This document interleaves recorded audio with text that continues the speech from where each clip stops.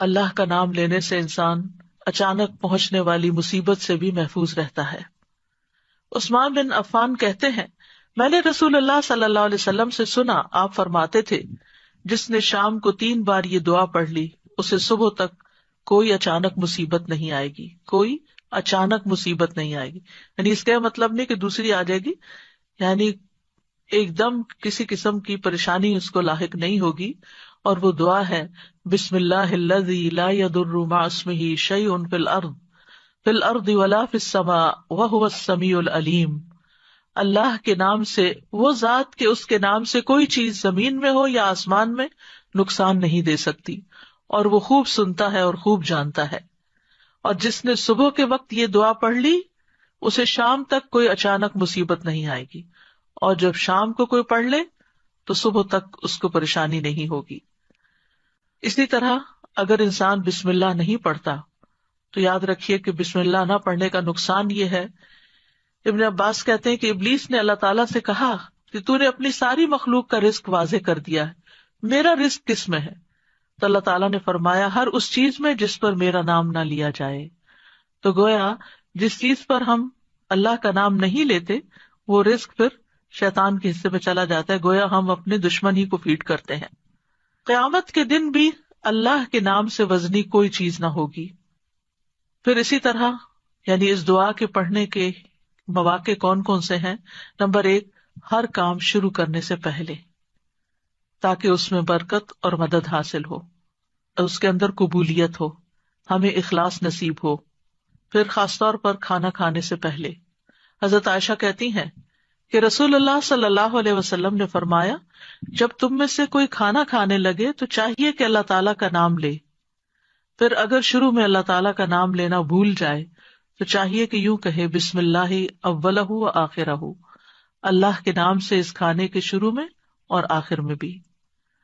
پھر اسی طرح لباس اتارتے وقت بسم اللہ پڑھنی چاہیے۔ انس رضی اللہ عنہ سے روایت ہے کہ نبی صلی اللہ علیہ وسلم نے فرمایا جنوں کی آنکھوں اور بنی آدم کی شرمگاہوں کا پردہ یہ ہے کہ جب ان میں سے کوئی اپنے کپڑے اتارے تو بسم اللہ پڑھ لے، یعنی اتارنے سے پہلے پڑھ لے، تو جن اور شیاطین کی نظر نہیں لگتی۔ اسی طرح جب آپ بچوں کو کپڑے تبدیل کروا رہے ہوں تو اس وقت بھی بسم اللہ پڑھ لیں۔ اسی طرح بیت الخلاء جاتے وقت یعنی اندر پاؤں رکھنے سے پہلے بسم اللہ پڑھ کے دروازہ کھولیں۔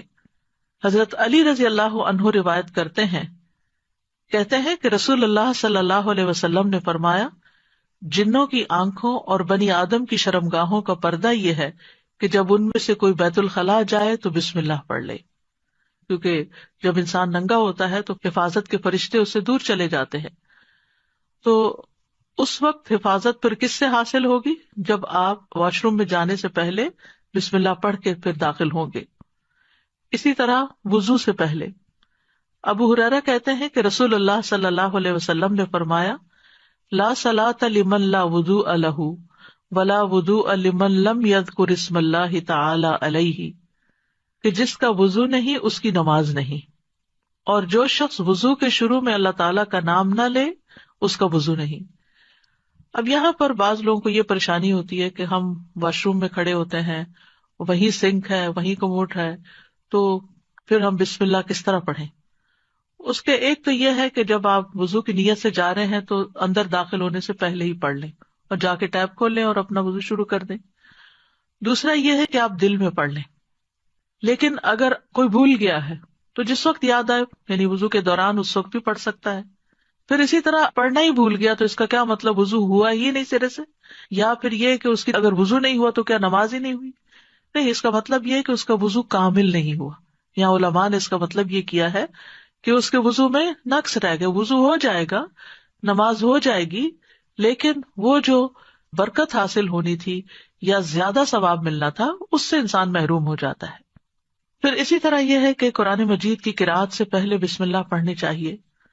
قتادہ سے روایت ہے، وہ کہتے ہیں کہ انس رضی اللہ عنہ سے سوال کیا گیا کہ نبی صلی اللہ علیہ وسلم کی قرأت کیسی تھی، تو انہوں نے بیان کیا کہ آپ صلی اللہ علیہ وسلم کھینچ کر پڑھتے تھے، پھر آپ نے بسم اللہ الرحمن الرحیم کو پڑھا، یعنی بسم اللہ الرحمن الرحیم، یعنی مد کے ساتھ پڑھتے تھے، الرحمان کو اور رحیم کو بھی کھینچ کر تلاوت کرتے تھے.